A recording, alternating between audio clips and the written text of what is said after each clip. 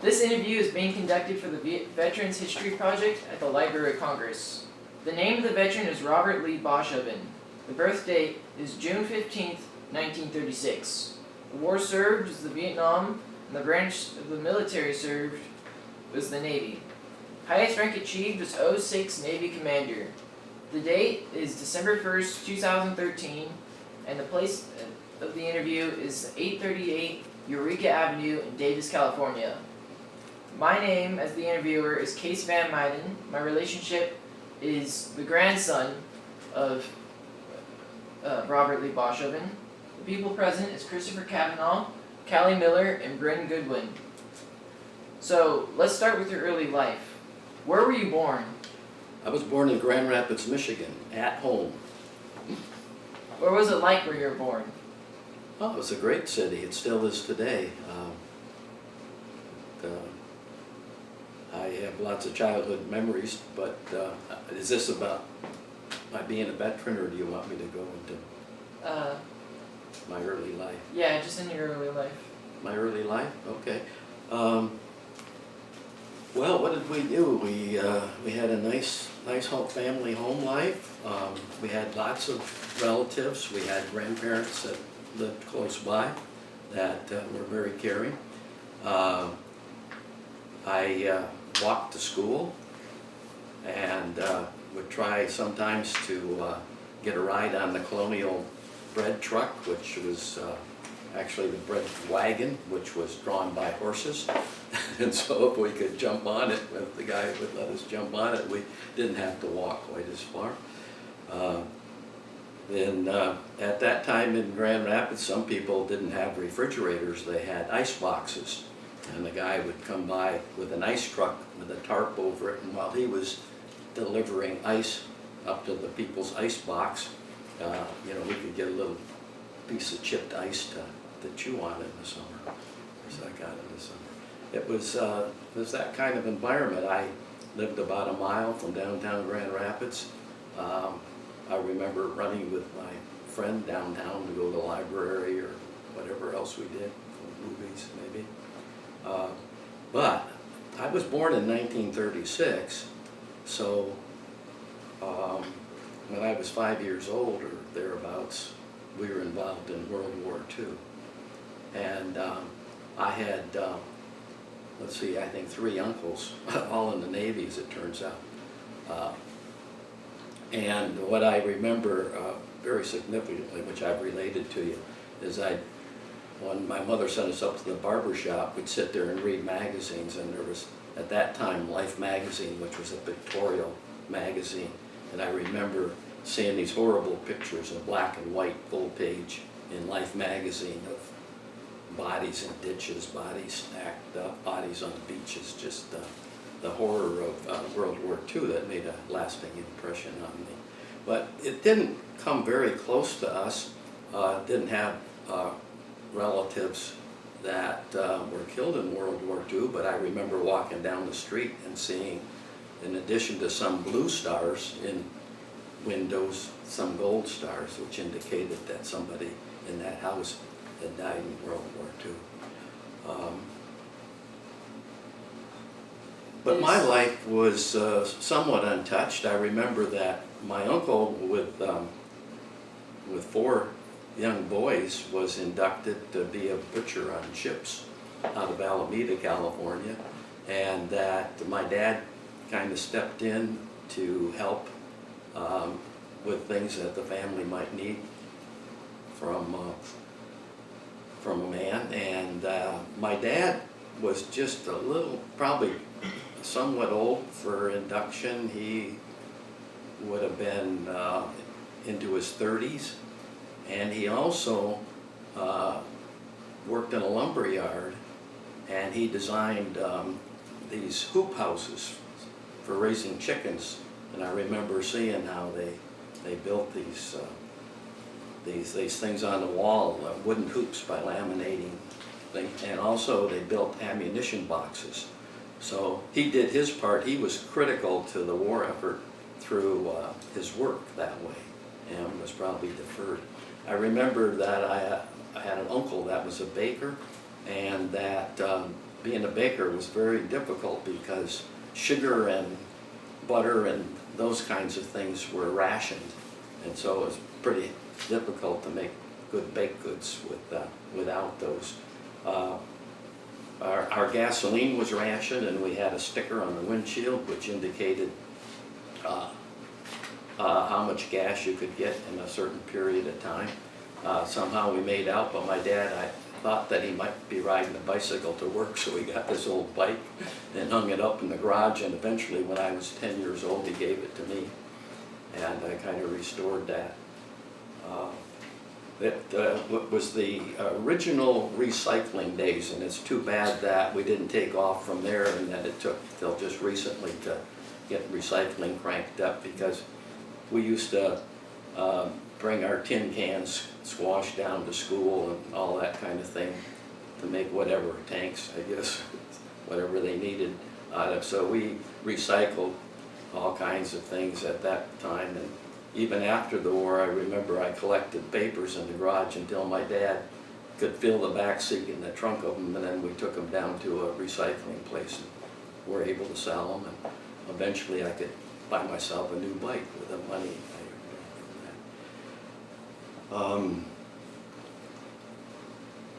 that. One thing that I recall about school in those days was that the concern of air raids was always there, and so there were air raid wardens for each block in a neighborhood, and we would have these drills where we had to turn out all the lights and cover the windows with dark material or whatever. You could put a blanket, say, over a radio if you wanted to listen to it, and because if there was an air raid imminent, you wanted to not have any light that would help them find neighborhoods or cities. And at school, we had these drills where we'd either go home or we would get under the desk and things like that. That continued quite a while after World War II because of the nuclear threat. And it was a new way of, then they discussed, you know, what we were to do if there was any kind of warning about nuclear weapon delivery. So let's see, so we go, this is related to that environment. There were very large celebrations, of course, after the war. I kind of remember that. At that point, I was only about 10 years old, 1946. So, you know, that's my perspective from a kid during that period in our history. My grandfather came with my grandmother from Holland as immigrants. As a matter of fact, 3 of my 4 grandparents were born in Holland, came to the United States, and the 4th grandparent's parents came from Holland. My paternal grandmother returned because the family found things so difficult in the United States, went back to Holland, but then came back again. So you look at these things and how things turned out or how they might have been different, it's kind of interesting. School was always relatively easy for me. I did pretty well along the way. My mother sent me to a parochial school in the 7th and 8th grades, which wasn't something that I liked because it separated me from my grade school friends. On the other hand, we had somebody who taught 3 classes in 1 grade, and there was a lot of work that was based on memory. And so I had a really good foundation in basic arithmetic and spelling, grammar, and those kinds of things with which to go into high school. And I found myself probably better off when I got to high school than the others. I had an enjoyable high school experience, but you know, it's the typical thing where you get to a point where you're very aware of yourself and your surroundings and how you're getting along with people socially and that. But what I want to get to is that because I did quite well, and this is where I thought I would start this conversation, is that I thought I would talk about my career in the Navy, in the service of our country, as a veteran, and that really begins, and I think this is what you guys can relate to, is that it begins when I went into my senior year, and a guidance counselor came to me and said, "Robert, I think that you should apply for this Naval ROTC, Reserve Officer Training Corps scholarship." And she actually suggested it to a couple of others in my class as well.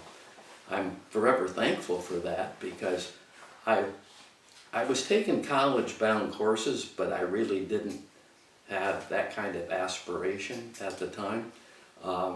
My dad had been in the lumber business, and I thought maybe that he would, well, it turns out that if he continued in that, he definitely would have wanted my brother and I to come into that business. So while there was a push to get education in my family, there was not a push to go to college necessarily. And it was only after he sold that I identified with friends that I had that were looking forward to going to college. So when this opportunity for a scholarship came up, I thought, yeah, I'd like to try that. And I guess I had the support of my parents.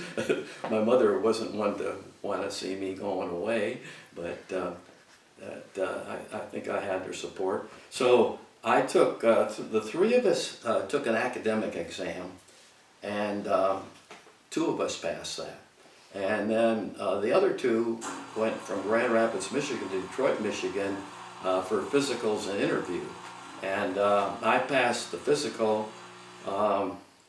My good friend that was down there with me had some back problems, and to this day it amazes me that they didn't accept him, because he was a high school hurdler and a good athlete, but for some reason or another not good enough for the Navy in that respect.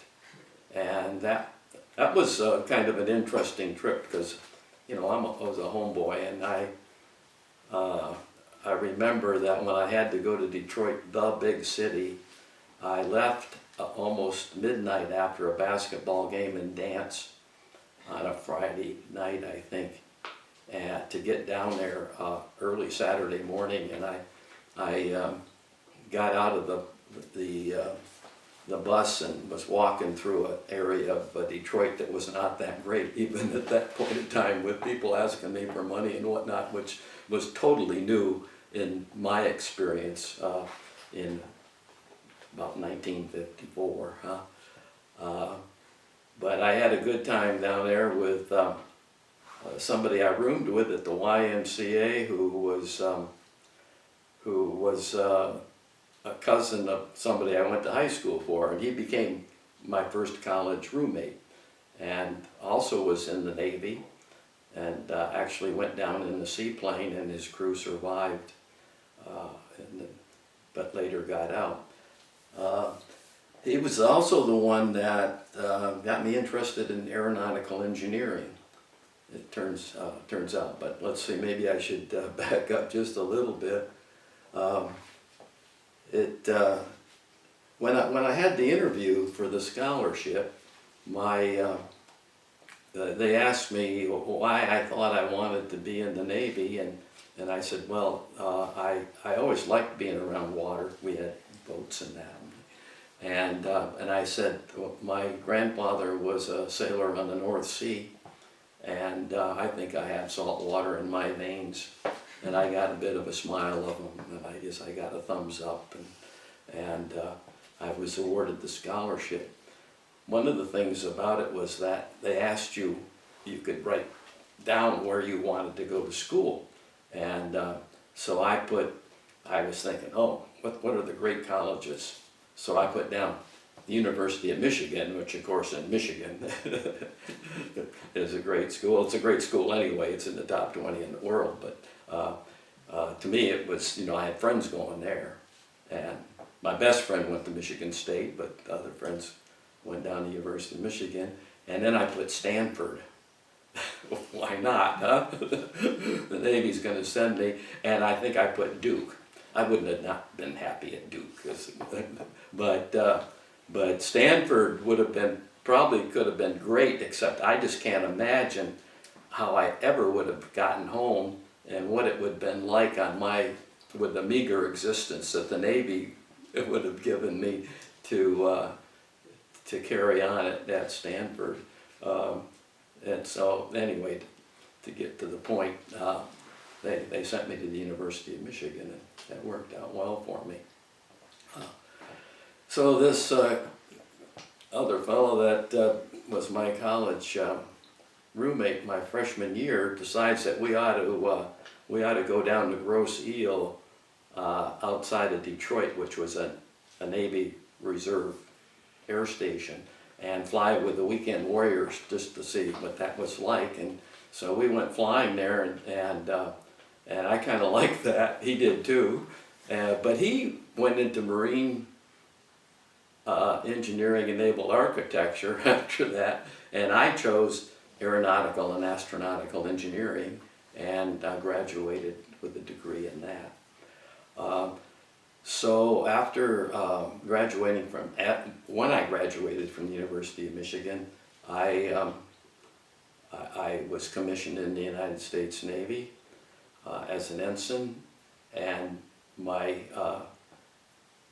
commissioning was made by the Chief of Naval Operations, who was Arleigh Burke at the time, came to the University of Michigan for that.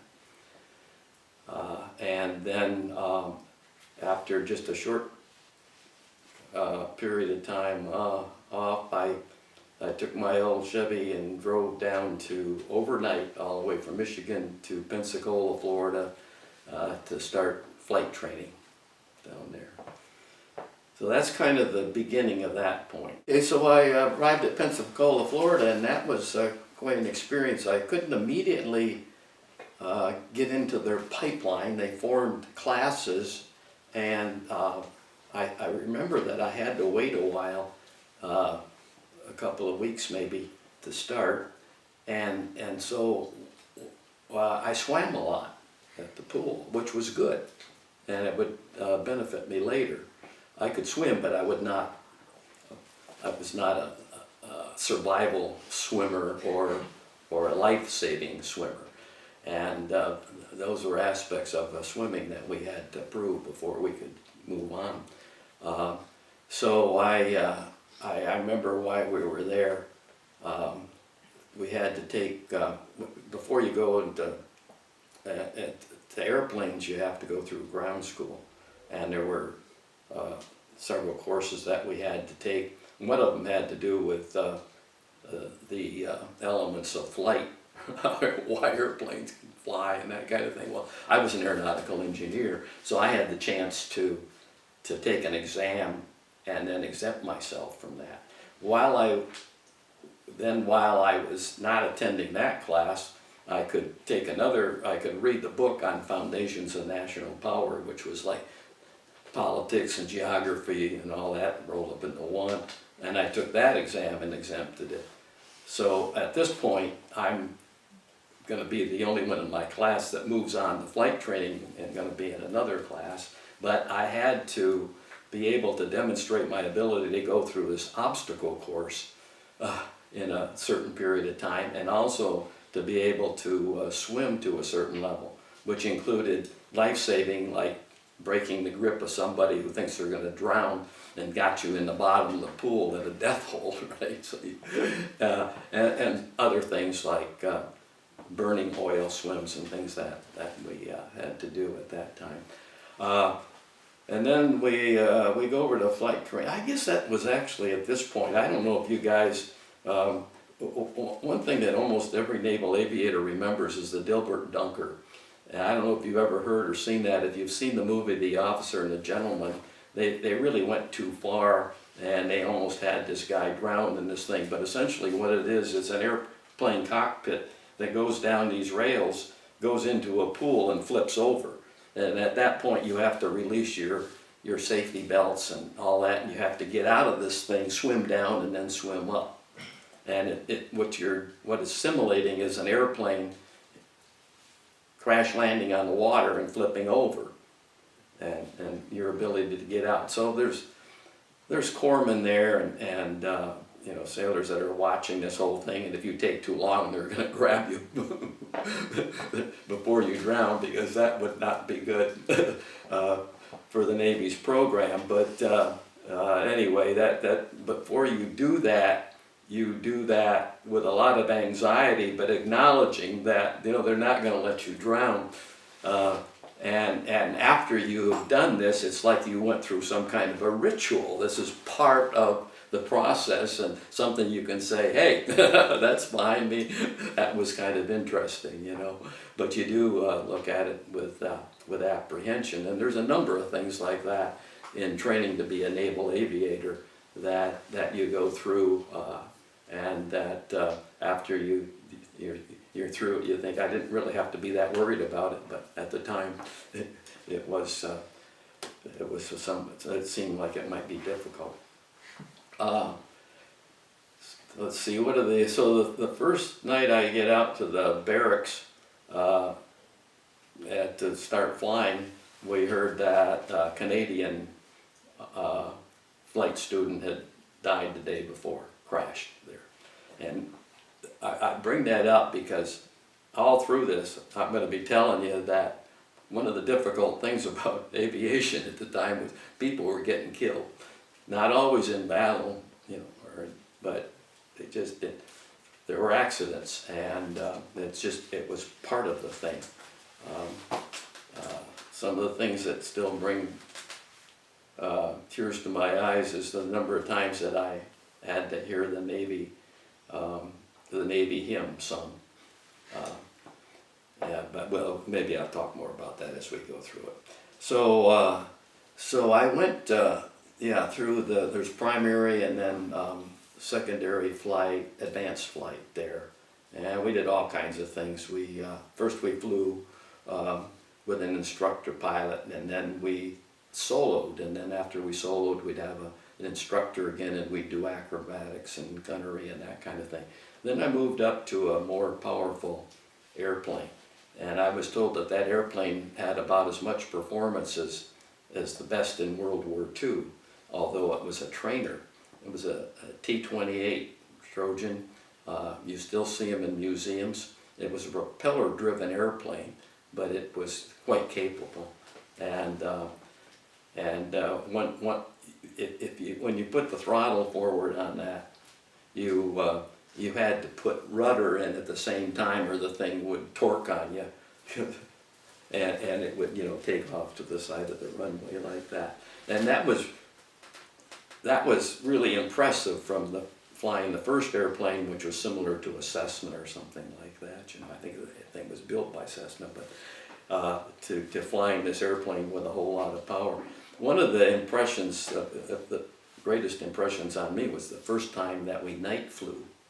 So here you are in this airplane, you've soloed, you've been up a lot during the day, when you can see, you know, we didn't go up in bad weather at that point. And you can see the horizon, you can see everything around you.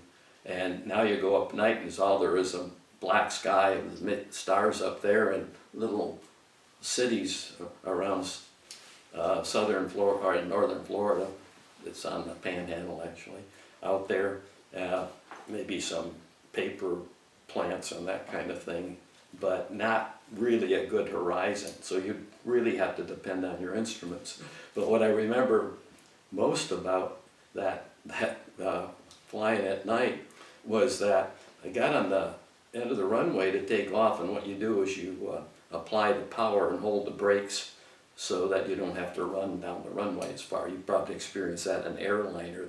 Sometimes they make that they have a lot of runway, they would just make a rolling start, but otherwise you hold the brakes, check the engines, get the power on. And I put the throttle forward on that airplane, and blue flames came out of the exhaust right by me, you know. It was supposed to, I mean, it's still burning exhaust, you know, but no one had told us about that, and I hadn't experienced it. And I thought, wow, this is really something. And then you get up there, and they have instructor pilots up there, and so you're all timed, and you fly from one little set of lights, a village. It's all looking at the ground and stuff, you know, not using aids to navigation, and you make this circuit and come back and land in the dark. Pretty, and it leaves an lasting impression on you. But you know, that's just the beginning. I flew in all kinds of weather and a lot of difficult situations after that. Accumulated about 4,000 hours, I think, of flight time. So from flight training, well, there were some other interesting things, like they you learn how to hit the ground in a parachute and how to get out of it so that the wind doesn't tow you along. And one of the things that we did is we went out in boats and we'd jump off this tower and in the water with not with a parachute, but with all the gear and the connections. And then what we would have to do is get that thing off so we wouldn't get dragged along. And say we're being dragged not by a parachute, but by the boat. And so we have to get ourselves out of that, inflate our vest, and get ourselves prepared, and then a rubber raft would come along and pick us up. But the whole thing is not to get pulled along in a parachute, to learn how not to do that. But you look at it again with a lot of apprehension, even though you have all these procedures in your mind about exactly how you have to do this. And if you follow the procedures, you're going to be okay. But you don't know whether you might forget something in the anxiety of the moment. These things went well. They were just very interesting, you know, and they were difficult at times. Not everybody was able to get through those, and a lot of people at some point along the line, I'm trying to think of what we called it, but you know, they failed and were washed out of flight training. Washed out was the word we used. Then I went, after that I went to advanced training in Corpus Christi, Texas, and waited for a while there. And again, I remember that, let's see, by this time your Aunt Sue was born, and we went with another couple and our babies to watch a movie on the base. And we came out, and while we were in the movie, an airplane had crashed just over the fence where we'd have to drive by with two students just like us, a little longer, further along in the program, an instructor, all killed. As just a, you know, burned up mess and whatnot. And it was not a big welcome to advanced flight training, but yeah, that kind of thing happened. That was pretty interesting there, navigation. And I remember my first cross-country navigation trip with another pilot. We went to New Orleans. What a deal, huh? Corpus Christi, and we went over to New Orleans. Checked in at the Naval Officers, Bachelor Officers Quarters, and went down to Bourbon Street. Came back the next day, and we flew back to Corpus Christi the next day. And that was kind of the culmination of your work there, and then we graduated. Got some leave, and then went to, I neglected to say that in this, along the line here, they decided, and it was never entirely clear to some of us, what pipeline you were going to go into. That is, what kind of airplanes you were going to fly. Attack airplanes, fighter airplanes, patrol airplanes, helicopters. I guess the airships were gone, but seaplanes. But they still went, I think, through the same patrol plane syllabus, and we called that multi-engine, and it might have been the needs of the Navy, it might have been some aptitude or lack thereof that you showed along the way, but anyway, I was directed into multi-engine aircraft, which essentially turned out to be patrol airplanes, search and rescue, anti-submarine warfare, a big thing at the time. And the reason being, Russian submarines. So in preparation for that, we went through a squadron in Jacksonville, Florida, where we learned to fly that particular airplane. And then I was sent to Brunswick, Maine, for my first squadron. That was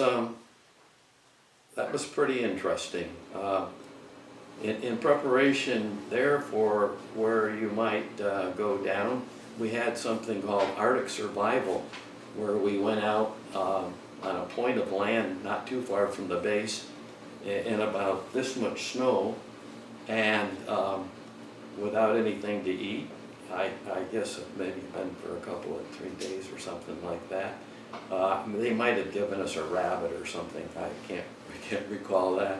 But we built a para-teepee, which is using your parachute to build a teepee over branches. And then you put boughs in there. And it was so cold that we kept a fire going all night. I remember it got down to 15 below. It almost was truly Arctic survival. And so we had a watch on the fire, and we also had little fires in our para-teepee. And I think we had 3 people in there, and one was supposed to be awake watching that. And we had pine boughs to put our sleeping bags on, I guess. And we had a guy that was supposed to watch that, and he fell asleep, and the pine boughs started to catch on fire. Not too good. But I remember that what we're trying to do was make jerky, I think, out of that rabbit.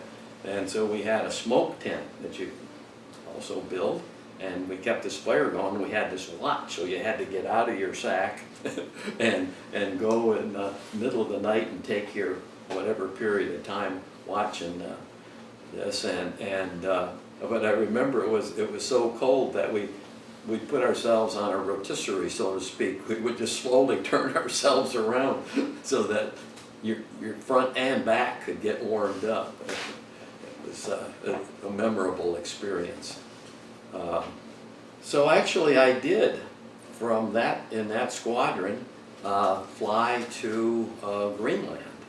And we would do something called an ice patrol, which the purpose of which was to have aerographers look at the ice flows as they were breaking up in Baffin Bay, and determine when they could get resupply ships all the way up to Thule, Greenland, where there was a Army Nike base and other installations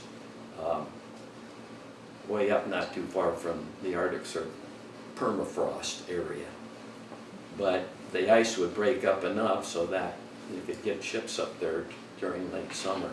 And we would fly up there. We would fly up there in something we called poopy bags. What they were rubber survival suits. So it had boots and everything attached. You had your arms and everything in there. And you had rings that were supposed to be watertight around your wrist and around your neck. And then you could still put on your gloves and your helmet and that kind of thing. This thing was very awkward and difficult to get around in. Later, I think they went to things that were more similar to today's wetsuits kind of thing. But they said that you could probably survive in that water about 15 to 30 minutes. Well, it seemed like the closest places that any kind of a rescue airplane could come from were at least a couple hours away. And so you wonder, why do I want to survive for 15 or 30 minutes? Well, maybe you could get into a life raft. We had life rafts on the airplane, so maybe you could get in a life raft, maybe you could survive in a life raft long enough to get picked up. But you were really way out there by yourself in the cold. My experiences were all pretty good. To become a naval aviator and take the aviation option, you commit to 5 years. And originally, to have the scholarship, I committed to 3 years. After school, you're committed to the Navy for 3 years. In order to go to flight training, because flight training takes a year and a half or so, and they invest a lot of money in you, and then I was committed to 5 years. So at the end of 5 years, well, what happened to me then was that I was in the squadron and I was reaching the end of my commitment, and the Navy said, "We'd like to keep you and we want to send you to Naval Postgraduate School." Wow, I get to go to school more and I get to go out to California. We'd never been there. The Naval Postgraduate School is in Monterey, California. And so I don't remember just how much persuasion it took, but my wife went along with me. and because she, we can talk more about that, but she had been home a lot with kids while I was gone to these places. But anyway, the thing about going to Naval Postgraduate School was that we would be a family, and his mother was 2 when we traveled across country, and we went to. I was there for 3 years. Now, during that period of time, Vietnam started. Vietnam sort of. The French were in Indochina, and they were kind of giving up on it. So there was some involvement on our part earlier, but it really started in 1964. It was President Johnson that said that we had ships there that were attacked by smaller boats, and to this day there's some question about that, but that was kind of the beginning of the long war. So you went to California after Greenland? I went to California after spending, I guess, about 3, maybe almost 4 years in my first squadron in Brunswick, Maine. And while I was in that, so backing up to that squadron, some of the highlights of my career, or my time in that squadron, were going on these ice patrols. To Greenland? Yeah. I see. And flying up the Arctic Circle, okay. And then we made lots of patrols out over the ocean, trying to keep track of Russian electronic snooping ships that look like fishing ships, but they had lots of antennas on them, and they're trying to gain intelligence about the United States, and especially electronic warfare, and also Russian submarines. And we also kept track of, the Russians were fishing there at the time too, and they would have these factory ships, and a lot of these fishing ships that were actually fishing, and then they'd mix in one of these electronic snoopers. And so our job was to go out and keep track of that and see if we saw anything suspicious. During that period, I've been out a lot of times practicing with various weapons. As a matter of fact, I was the nuclear weapons delivery instructor, which meant that I was in charge of training pilots and crew on how to load and deploy these 2 nuclear weapons that we had, which were essentially atomic bomb depth charges, which could kill a submarine at a much larger radius than with conventional explosives. But we we handled those with great care. And so we would practice their loading and delivery and monitoring of them during the process. They had to be armed in flight and that kind of thing. So I had gone off with rockets. I'd gone out with dummy torpedoes without explosives in, just to test the launching procedure and the parachute deployment and all that. I had dropped depth charges and that kind of thing. But one weekend, I think we were at happy hour at the officers club, and all of a sudden everybody is recalled to the squadron. And they tried to determine who had spent too much time at the club and this kind of thing, and they tried to make up crews, and they were not our regular crews because of these problems. So they made up new crews, and they very quickly deployed airplanes and crews to Key West, Florida, and to the Azores, which is almost to Spain and Portugal, across the Atlantic Ocean. And they told the rest of us to get some sleep. They gave the flight surgeons gave some of these people no-dose so they could take off soon without a lot of sleep. And I was told to get rest and with this crew come in pretty much the middle of the night on Sunday, early Monday morning. And I was, took a long time to brief me and load weapons. I had live depth charges, torpedoes, and rockets. I didn't have any nuclear weapons. And it was the first, I thought, what in the world is happening? I'm being sent out with all this live ammo, and they're not even telling me what's going on, except that I'm supposed to fly a regular patrol and stay in communications. So we flew our regular patrol with all this ammunition, and we got back in the evening, and they said that President Kennedy was going to be speaking on the evening news. So we just went through our debriefing. We waited around the ready room, and President Kennedy came on and discussed how we had been in this, we'd come pretty much to the brink of a nuclear war, in that, I don't know if he used those words, but what he had said was that the Russians had attempted, actually they had put missiles in Cuba, surface-to-surface missiles that could reach the United States in Cuba. Some of them were still in crates, some of them were being put on pads and this kind of thing. And that he had told Nikita Khrushchev that those missiles had to be taken away. Now there's a lot of TV programs about that crisis. You know that in 2012, they had the 50th anniversary, so last year it was discussed a lot, and I'm sure you can find a lot on the internet and whatnot, so I won't go into a whole lot of it. But my part of that was that we launched with all this, and then we find out that was what was occurring. So for the next several days, we had crews in the Azores and down in Cuba. We had people that photographed Russian ships removing the missiles from Cuba, and we had others that saw Russian submarines, helped track those and whatnot.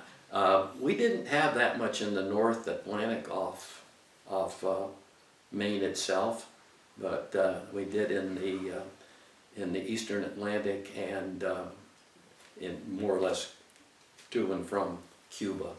So our patrol squadrons had a major part in keeping track of the Russian ships, but most importantly, verifying that they were shipping these missiles out of Cuba. It was a very tenuous situation because the brinkmanship involved in got to the point where we would have invaded Cuba in order to prevent these missiles from being used. And in that process, you know, it's possible that somebody could have pulled the trigger on a nuclear war. There's two more things I'd like to talk about in that first squadron. One was that in tracking submarines, one of the things we did was to fly very low over the ocean and use magnetic anomaly detection. That is, a submarine will make a change in the magnetic field of the Earth. And they looked like stingers that went out the rear of these airplanes at the time, and they could detect this change as you went over a submarine. And so we were flying very low on these patterns, and you had to do this with great care and attention to your instruments. And we had a crew that went out and for whatever reasons hit the water and the whole crew died. And there's 12, think about 12 crews in the squadron. So when this crew, which was flying during the night on an anti-submarine warfare patrol, didn't call in when they were supposed to, they alerted everybody, and the next morning we got a number of crews together to go and fly out there and see if we could find any survivors or people in life rafts or whatever. Well, we didn't. We found pieces of airplane. That was very tragic and very difficult to deal with. These were our squadron mates here. And it turns out that one of the pilots on the crew who was navigating, not flying, but, well, we don't know for sure about that, but he was junior enough that he probably wasn't flying and at that point. And he lived right across the street, and your grandma went over and spent time with his widow at that time, and that was pretty difficult. That evening I was so tired. I was supposed to be taking care of the girls, and I remember that I fell asleep while Grandma was still there, and Sue got into my cigarettes and started eating them. And that was one of the reasons that I quit smoking long after that. That was not good. She didn't get sick or anything, fortunately, but I was just so tired I just couldn't. And I suppose a lot of it was not just tired from having flown all day, but because of the emotional impact of losing these squadron mates. One of the things you get to do then as an officer in the squadron was I was called on to be a casualty assistance calls officer, which means that I was the first representative from the Navy to go and visit a family of one of the crew members that died on that and tell them how sorry we were, of course, but that the Navy was there to help them get through this and support them in whatever way we could do. And so that's you get all, as a naval officer, you just get all kinds of different kinds of duties. You know, it's not all about flying and shooting and launching weapons. It has to do with all the administration of these kinds of things. The other thing was once I was on one of these patrols, which went hundreds of miles out into the ocean, pretty much off Boston, London triangles. We had different patterns so that we could make sure that we would intercept ships that we wanted to keep track of. We were out there and we got the call from this what they call a submarine tender, and it's there to be available in case a submarine runs into difficulty under the situation where the submarine was undergoing sea trials. In this case, because it was the first of a class, a brand new submarine, and they were testing it by going a little deeper and a little deeper and doing this and doing that. It's probably best to look up the facts of that using Wikipedia rather than have me represent it. But I get this call, and it's kind of worrisome. They said, you know, we were supposed to hear from the thresher at so-and-so, we haven't heard. Have you seen a submarine out there on the surface? Maybe it was disabled and or lost communications or something. No. Have you seen anything? No. Well, here's where we think it was supposed to be. And we went in a search pattern back and forth and looked and we didn't come up with anything. I thought that we might have seen a bit of an oil slick and reported that position. So I was told from home that I needed to stay there on top of that site just in case something shows up until I could be relieved. And I think for days we had Navy and Coast Guard ships waiting to see if anything would show up from the thresher. It didn't. It went all the way to the bottom of the sea. It was, I think it's still the worst sub-disaster. 129 people were killed. They were not all Navy. There was a number of engineers that were involved in the design, the incorporation of innovation and whatnot in this new submarine that were also on that ship. At some point while I was, there's another thing.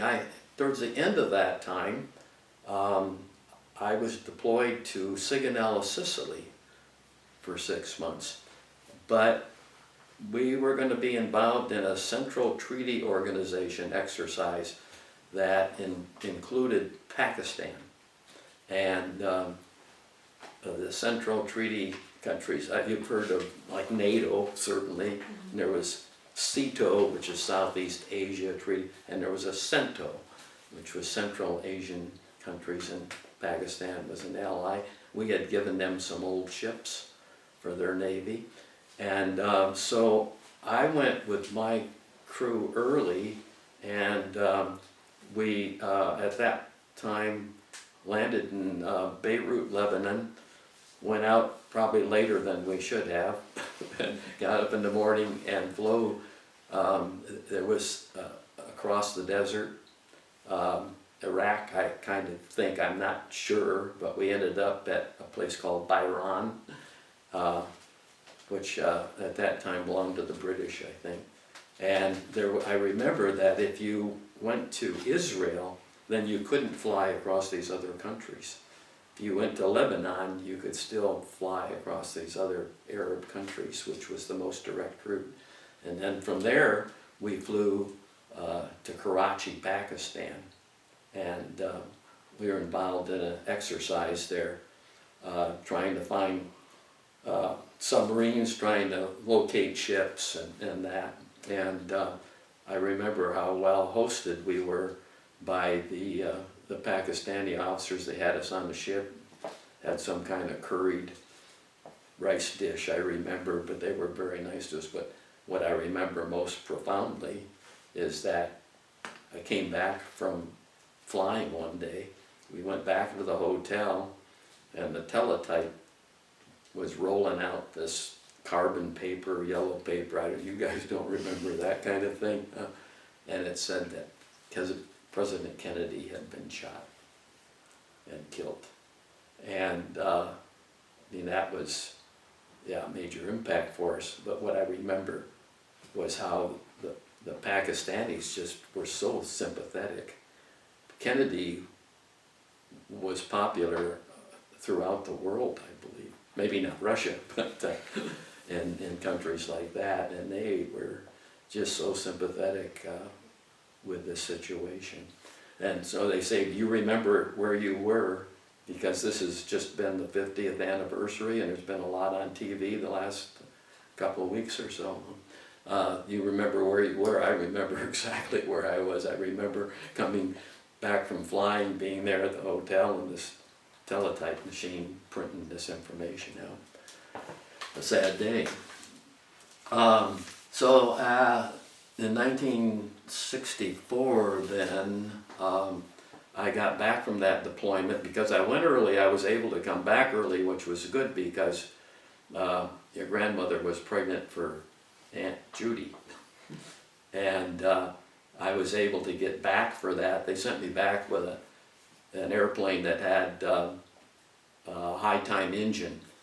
Aircraft engines, usually unless something happens to them, there's a failure, they have inspections along the way, and then at some point they reach a high time, 1,000, 2,000 hours, whatever they might judge as being appropriate. And at that time they have to come off, be replaced, and then they go through overhaul and repair. And so I brought this airplane back with this engine that, had limited life left. And we were able to change that engine out back at home base, and I joined the incoming airplanes when they all came back together, and we had this large formation and the flyover. But what it allowed was that I could leave the squadron and we could come to California in order that I could attend Naval Postgraduate School.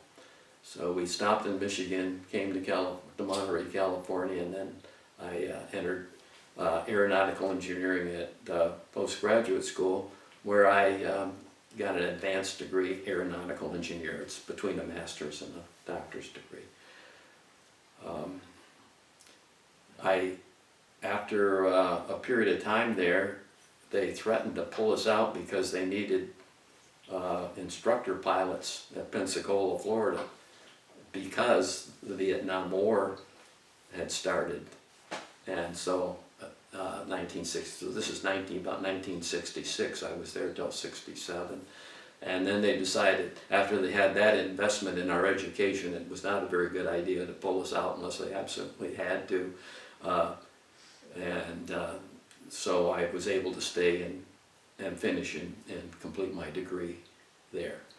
And then I went through a lot of training in San Diego and whatnot, work up to being the assistant navigator on the aircraft carrier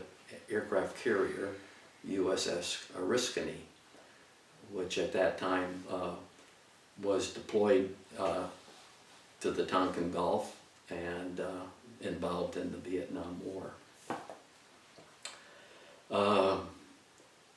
I was flown out there to the carrier and landed, and then I was told that the guy I was going to relieve was going to leave the next day, and all he did was turn over all of his information. He was going to become a squadron commander somewhere, I believe, and so he turned over his information, and I had to immediately jump into the saddle and take on his duties as best I could. So we were involved out there in daily flight operations, sending bombers and with fighter escorts over Vietnam and North Vietnam and wherever they felt like they needed to drop bombs in order to interdict the North Vietnamese war effort. It was kind of a night and day thing for me. I stood port and starboard, we call it port and starboard. It's essentially 12 hours off and 12 hours on with the navigator. And a lot of it was in order to position the ship so that we could launch airplanes that were heavily laden with bombs and fuel without much wind across the deck. When you launch an airplane with a catapult from the carrier, you're also dependent on the speed that the ship makes into the wind, and if there's any available wind, you want to head into that as well, and that enables you to load them up more. And this was very difficult because in the Tonkin Gulf, it's either calm or stormy. Sometimes we had to flee typhoons. It's either calm or stormy, and also you're off China, North Vietnam, and there's a very limited space to run a carrier at 30 knots or whatever that we tried to get it up to in order to launch the airplanes. Besides my own existence, one of the things I remember about that was how I spent so much time up on the bridge. Actually, one of my jobs was to train the officers of the deck who controlled the ship from the bridge in the captain's absence or for him while he was there, with him giving orders. But I remember being up there late at night when squadron commanders would have to come up and get the captain to sign a letter home that so-and-so flew over Vietnam but didn't come back to the ship. I remember when, after that, we were in Hunters Point for a major overhaul after we came back from the Vietnam area. And the girls came over because I had duty on the ship, and with your grandma and your mother, your sisters, and there was a plaque on the quarterdeck where he entered the ship, and it had this long list of missing pilots from the Oriskany. Just a few months before I joined that ship, there was a fire on the ship that killed about 50 officers and men. And what happened was that somebody, an ordnanceman, took a flare out of a parachute flare locker, and somehow it ignited, and he threw it back in there, and it caused an explosion. A ball of fire went right through these passageways where there were people's sleeping quarters, and I think it killed about 50 people. That's where my sleeping quarters were when I joined the ship. When that happened, I think that John McCain, quite sure just how the story goes, I think John McCain was on that ship, and because it was disabled, he asked to go on another ship because he wanted to continue. He was a naval aviator. He was a fighter pilot, I believe. Could have been an attack pilot. But he was on another ship where a missile went off and hit an airplane. It's at the Forrestal, and disaster.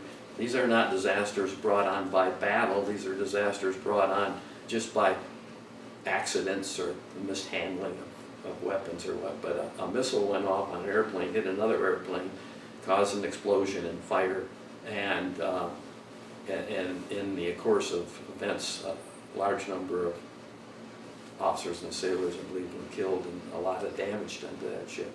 John McCain asked to go to another ship where he could continue to fly. I met him once when I was in postgraduate school. I'm sure that man doesn't remember, but an old squadron mate of mine and I flew down to San Diego from Monterey because we did proficiency flying. So along with our studies, maybe once a week or something, we would fly just to keep up our piloting skills. And we decided we'd fly down to San Diego, and we went out to a hangout there, and John McCain was there, and he was a classmate of this squadron mate of mine and a friend at the Naval Postgraduate School. And he says, "Oh, this is my old friend from classmate from the Naval Academy." Little did I know that at that point that he would become a prisoner of war for a long time, and later run for president of the United States. Okay, so that's so I got to postgraduate school. That's pretty uneventful, except that they wanted to take me out of there and then decided to leave me. I remember on a flight going down to San Diego that way we used to call them secret Navy bombers. It was a very old airplane, C-45, and it had a tail wheel instead of a tricycle landing gear. Do you ever remember airplanes with tail wheels? And so that you have the two main landing gear wheels, and then you have a little wheel under the tail instead of a wheel in front. And so when you take off, you have to get it up like this, and you take it off, and when you land, you have to slow down to just the right speed, and then you put the tail down. Pretty old-fashioned. It had rubber boots for de-icing, which are these rubber things that they fill pneumatically that break the ice off the leading edges of the wings. Modern day aircraft, you don't see the de-icing mechanism. They have heat that's plumbed, usually under the skin of the airplane, to keep the ice from accumulating. And we were off Big Sur down there south of Monterey, and we just can't maintain the required altitude on the airway, because all of a sudden we ran into this cold rainstorm that was not forecast, and this thing took on ice, and we put more and more power on.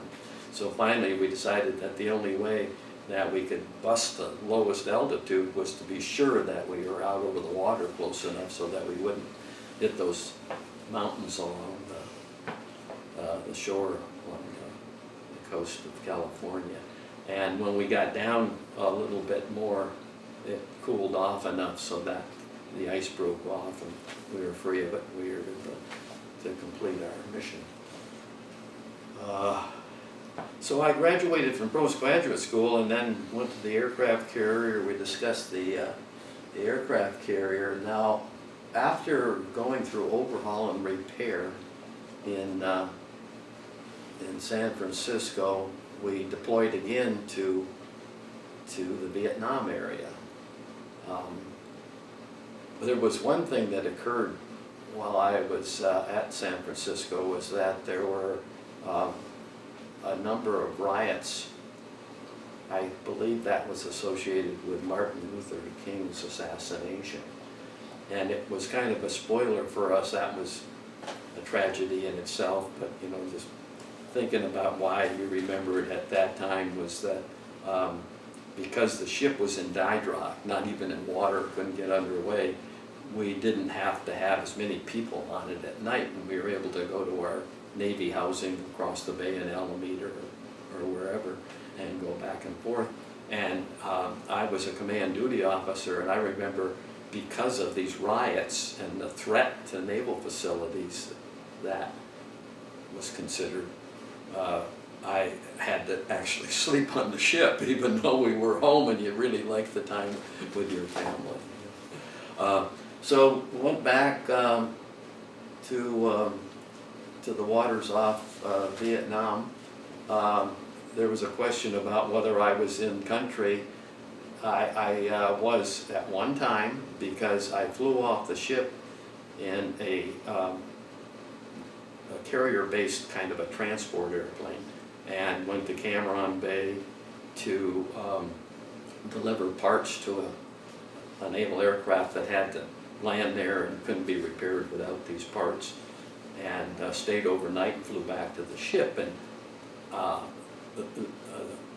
it was important to me because otherwise every time we were in port I would have to do my proficiency flying.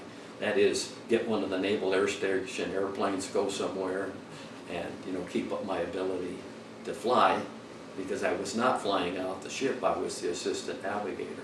But on this occasion I went off as a co-pilot and flew over to Vietnam.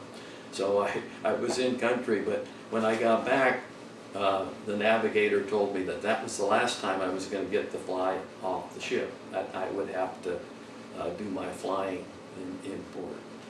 And he said that he had been up for 36 hours or something without relief, and he did, he needed me there because the captain was insisting that one or the other was be on the bridge all the time.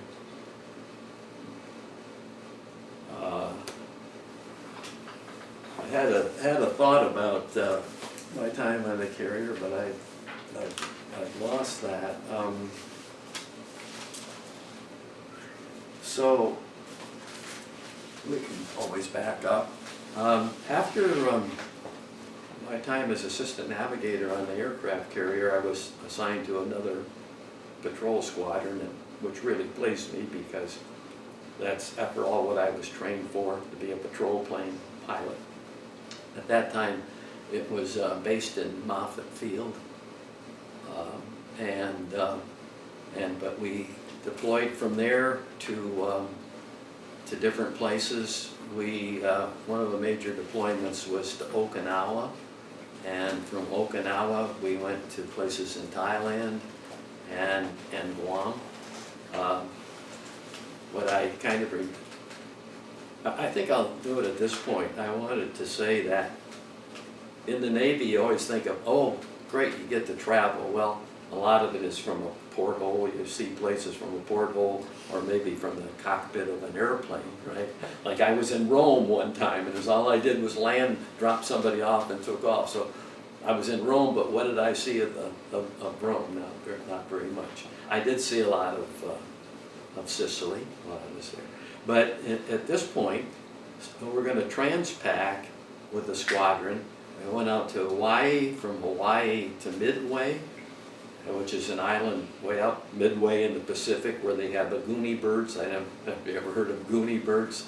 These funny birds that can't really fly, but they try to, and they get on the runway, or they fly for short distances, I guess, and they kind of get in the way, and they're unique ecologically to Midway Island. And from there to Okinawa, and then we deployed to Guam, which was interesting experience. In Guam, I was there at one point when a typhoon went through the Marianas. Now, the Marianas and Guam, Marianas Islands, are a United States territory.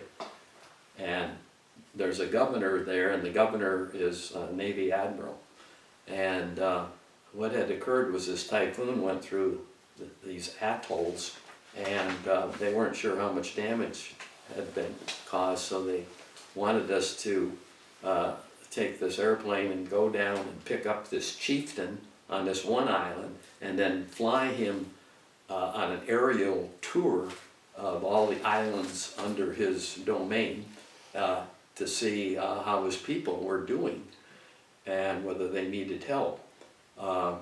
So my boss, the squadron captain, was back in Okinawa. I'm the officer in charge out in Guam. Tells me that that we've been told that we have to do this, even though he doesn't really like to do it either, because what we're essentially doing is taking a very expensive airplane with a lot of electronics and anti-submarine warfare equipment on it and using it for a search and rescue airplane. And not only that, I have to take this large airplane and land it on a rather short coral runway. And then I have to fly this thing, go back and land there, and then I have to have enough fuel to get back to base, because there's no facilities or no fuel or anything down there. So this whole thing has to be very well planned and executed but in a very precise and careful manner. But there was not a choice about that, and we did that, and we accomplished it without incident. It turned out to be kind of interesting, but to tour all these islands down there. And I think they also found that typhoons went through there periodically, and this one didn't wipe out these small villages and whatnot that were a matter of concern. So it's an interesting thing that happens in the career of a naval aviator. Let's see, I remember in Guam that, I'm sure it's a lot different now because they started building big hotels there. We used to, if we had any time off, we would snorkel, because there were some beautiful coral reefs there, whatnot. But my co-pilot and I had gotten motorcycles, dirt bikes in Japan, and we had purged the fuel of those and taken them on our airplane to Guam, and then we would go around the island in Guam, and there was this one place where, I mean, you'd see burned out equipment from World War II, just rusty, you know, and whatnot. It wasn't too long before that a Japanese soldier had been living in the jungles of Guam and came out of hiding after all these years of not knowing that Japan had been defeated and that the war was over. One time I was asked to fly, and I can't remember now whether it's Saipan or Tinian, which are two islands that are just north of Guam, not too far, where they launched the nuclear weapon against, well, they launched the aircraft with the nuclear weapons to Japan. And I saw the old airstrip and all the metal that they used to lay down for additional parking and whatnot. Big planks of metal with holes in it. And now they had trees and weeds growing through it and whatnot.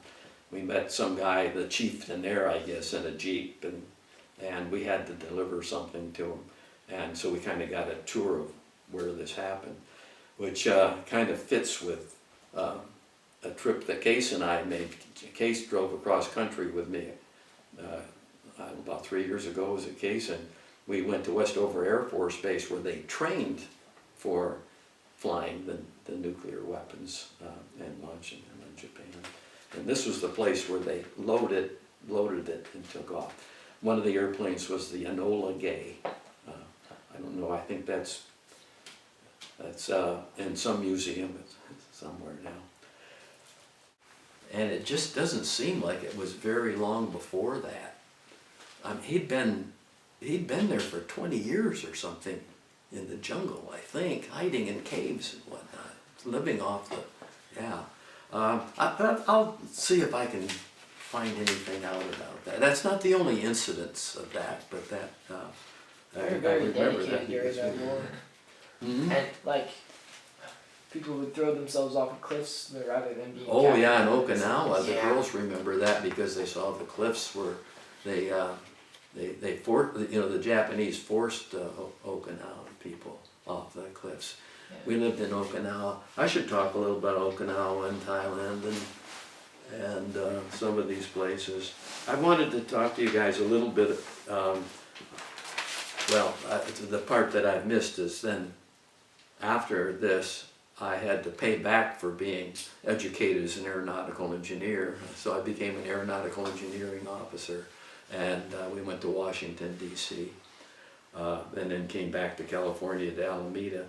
I wanted to try to put the Vietnam War in perspective because it's so much different compared with today and the way servicemen are viewed. And try to put all of this in perspective in terms of what I call the Red Scare and advancing communism and our attitudes towards that and our relationship with Russia, which is so much different than your experience, you know. And then I thought I'd talk about what we considered the best parts of the Navy, which was travel at time and the diversification of the work and the friends you make and that kind of thing, the education and training we got, a lot more responsibility for young people, and then long-term events, and then the worst parts, which were travel away from home and those kinds of things, and so you were deployed in like 6 month time sections, and then you came back yeah. with your family. Usually it's supposed to be 6 months, sometimes it turned out to be more, but yeah. So you'd go, what happened to us was at one point, let's see, this is this is after I had been on 2 deployments on the aircraft carrier Oriskany out of Alameda. And the family lived in Alameda. And then I went into the squadron and I was gonna deploy. I deployed once and we were gonna deploy again. And so it was to Okinawa, and you couldn't do it officially, but you could bring your family with you. So we packed up all our furniture on our own and put it in storage. We lived in Navy housing, so that made getting that part of it easy. And we took the family with us to Okinawa. I mean, they had to go separately. I transpacked with my crew, but they flew over there separately. And your mom and your sisters, you were like this, and went through Japan. And the Japanese people were just so odd with them. It was really kind of, his mom was blonde, you know, and sort of, yeah. And so they had a great experience with that. And then in Okinawa, we just lived like in a 2-room place, and we had this old dilapidated car. These guys would sell cars for $50, $100 to other people coming, but there were Department of Defense schools, because there was so much military on Okinawa, and so they were able to go to school there, and they were able to absorb some of the culture, which is very interesting. The Okinawan people are Ryukyus. They're not Japanese, and they're proud of that difference. They're part of Japan now, but they also like to maintain their own heritage. And we had a lot of interesting experiences there. One of them was a typhoon was coming, so we had to fly the airplanes out. So we and the airplanes leave, and then the women and children go in the BOQ rooms and weather out the storm. My roommate had a pinup girl in the back of his locker. He was a bachelor, and he had, I remember, a quad hi-fi stereo. So, you know, instead of, well, now you have 7 speakers on some things, you know, but we went from stereo to quadraphonic sound. It was a big deal. And he was a bachelor with money. He bought a motorcycle. He bought this electronics gear, and he was my roommate there. And the kids go in there and they see this bachelor's pad. Fortunately, they didn't associate it with their dad. But the significance of that was that we fly the airplanes to safety to get out of the typhoon, and their safety was in this bachelor officers' quarters where they could huddle down.